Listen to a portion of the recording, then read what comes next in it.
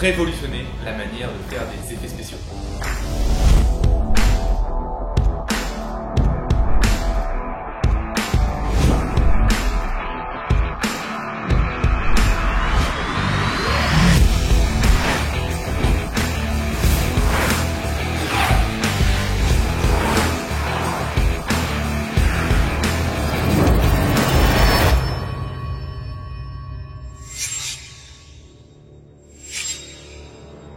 Salut à toi, bienvenue dans cette vidéo, j'espère que tu vas bien et aujourd'hui on va voir que la série Le Mandalorian de Disney c'est pas simplement Jango Fett sans jetpack.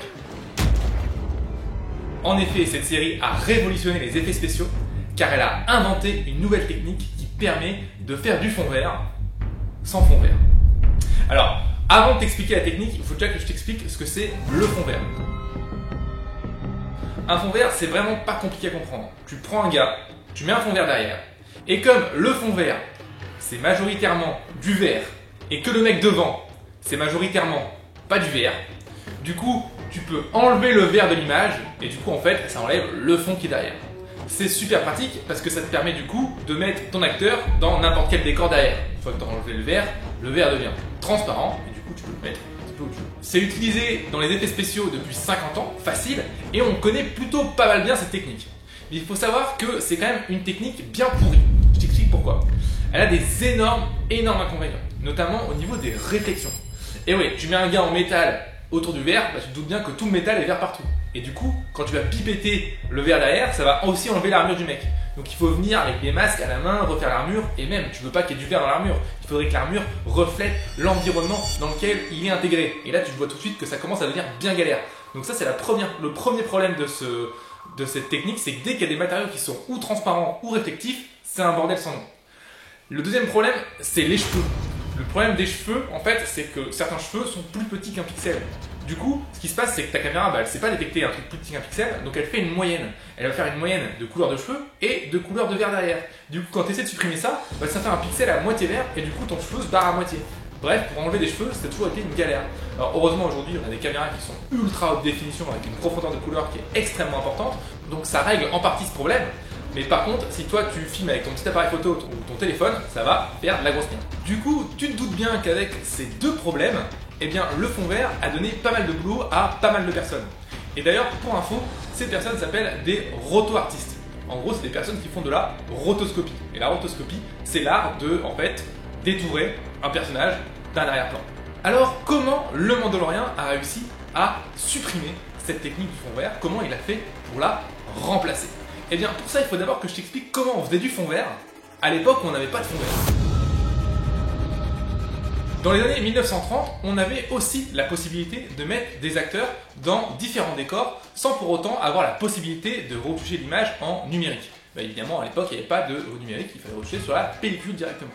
Donc du coup, la solution qui existait, on s'est dit, il faut qu'on mette les acteurs dans le décor au tournage. Comment faire ça? Eh bien, ils ont une idée qui était quand même pas mal intelligente, c'est d'utiliser simplement un projecteur. En gros, tu mets tes acteurs, tu mets derrière une toile blanche et tu viens projeter l'image de l'arrière-plan sur la toile blanche. Du coup, ce qui fait en fait que c'est comme si tu faisais un vrai fond vert en numérique, mais tu le fais directement sur le montage et tu as l'impression que tes acteurs ils sont dans un autre décor puisque l'arrière-plan est simplement une projection d'une autre vidéo en fait. Tu comprends comment maintenant fonctionne l'ancêtre du fond vert. Et je te parle de ça parce qu'en fait, le Mandalorian a été extrêmement intelligent et a utilisé en fait la technique des années 20, des années 30 en fait. Il a réussi à réutiliser la technique de la projection et la moderniser. Je t'explique comment ça marche et je t'explique à quel point c'est révolutionnaire. En gros, ils ont pris un panneau de LED extrêmement grand qu'ils ont mis en cylindre. Donc en gros, tu peux presque faire 180 avec ta caméra, d'accord? Et tu tournes sur ce panneau de LED et le panneau de LED va projeter une image d'arrière-plan. Là où c'est vraiment intelligent, c'est que l'image qui est projetée sur le panneau de LED derrière l'acteur, ce n'est pas une image filmée avant, parce que sinon on serait juste retourné à l'ancienne méthode et puis tous les décors qui étaient numériques, ça ne fonctionnerait pas. Non, là où c'est extrêmement intelligent et extrêmement révolutionnaire, c'est que l'image qui est projetée sur cet énorme panneau de LED, c'est du rendu temps réel dans Unreal Engine. Alors Unreal Engine, je te fais rapidement ce que c'est. Unreal Engine, c'est un moteur de rendu temps réel pour jeux vidéo. Et ils ont utilisé ce moteur de rendu temps réel pour faire les décors de tous les arrière-plans de The Mandalorian. Tous les arrière-plans, c'est du moteur de rendu en temps réel. Et donc ça change absolument tout parce qu'il n'y a pas de fond vert et tu refais ton décor directement sur le tournage. Il y avait des artistes sur le tournage qui refaisaient le décor en temps réel. Donc tu te doutes bien que les possibilités sont quasi infinies. Ils ont mis au point cette technique pour pouvoir faire des mouvements de caméra, pour que les arrière-plans se déforment en fonction des mouvements de caméra et avec un effet de parallaxe, qu'on puisse vraiment avoir l'impression que le décor se poursuit à l'infini alors que c'est juste une projection sur un panneau. Bref, ils ont vraiment fait ça de manière extrêmement intelligente et d'extrêmement pratique. Donc c'est en train de révolutionner l'industrie, le fond vert va disparaître, du coup tu te doutes bien que dans l'industrie ça va faire beaucoup de bruit. Alors ça va pas se faire évidemment du jour au lendemain, mais crois-moi, cette technique fonctionne et c'est un temps de gagner à la post-production qui est monstrueux.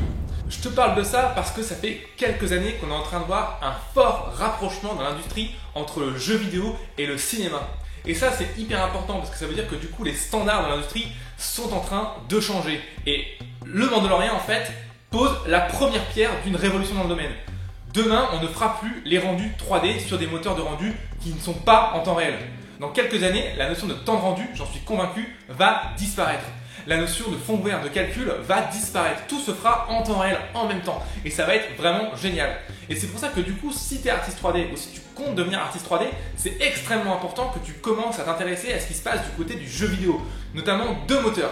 Le moteur Unreal Engine, du coup, qui a servi à faire du coup, tous les décors de The Mandalorian, et le moteur Unity. C'est les deux moteurs aujourd'hui qui sont les plus populaires et qui font des trucs vraiment de dingue. Vraiment de dingue. On te montre des rendus temps réel, c'est abusé comment c'est propre. Donc il faut absolument que tu t'intéresses à ça si tu veux demain être un artiste 3D qui sera compétent et qui suive la vague. Parce que crois-moi, ceux qui ne suivent pas cette vague vont se retrouver en arrière-plan obsolète. On est en train, je pense, de vivre une révolution, un petit peu comme la révolution de l'image synthèse qui est arrivée dans les Star Wars dans les années 80-90. Quand Jurassic Park est sorti, tous les métiers de marionnettiste et de stop motion artiste se sont retrouvés non pas disparus, mais vraiment complètement diminués, ou en tout cas utilisés autrement. Et donc tous ceux qui n'ont pas réussi à s'adapter, c'était juste terminé pour eux. Bien, je pense qu'on est en train de vivre ce même type de révolution. Alors évidemment, ce sera moins fort, ça reste une évolution dans le concept du numérique, il y a moins de changements qu'à l'époque, mais quand même, le fait de passer d'un pipeline de cinéma à un pipeline de jeux vidéo où tout est fait en temps réel, crois-moi que ça va bouleverser l'industrie. Et je pense notamment aux roto-artistes, eux, il y a beaucoup de choses qui vont disparaître. Et évidemment, ça va donner une nouvelle forme d'artistes, des artistes qui vont devoir faire les terrains, les décors en temps réel sur le tournage. Ça aujourd'hui, ça n'existe pas, il y en a très peu. Ça sera hyper intéressant. Donc c'est en train de changer et je te conseille vraiment d'être à l'affût de ces changements et de ces mises à jour du métier, si je puis dire, puisque ça bouge très vite en ce moment. Donc voilà, je voulais partager cette nouveauté avec toi. Je te mets quelques liens dans la description qui expliquent le concept, notamment par la personne qui a fait les effets spéciaux de The Mandalorian. Il explique un petit peu comment ils ont utilisé le moteur de Unreal Engine pour pouvoir faire tout ça, et il en parle beaucoup mieux que moi. Si t'es arrivé jusqu'ici, c'est forcément que l'animation 3D et les effets spéciaux t'intéressent. C'est pour ça que je veux te permettre d'aller plus loin qu'un simple tuto. En fait, j'ai envie de te proposer de t'offrir ma méthode ultra simple et ultra efficace pour éviter les 7 erreurs les plus fatales qu'un artiste 3D puisse subir. Mon Dieu, tu n'imagines pas les mois que j'aurais gagné si j'avais connu cette méthode quand j'ai démarré. Donc voilà ce que je te propose de faire.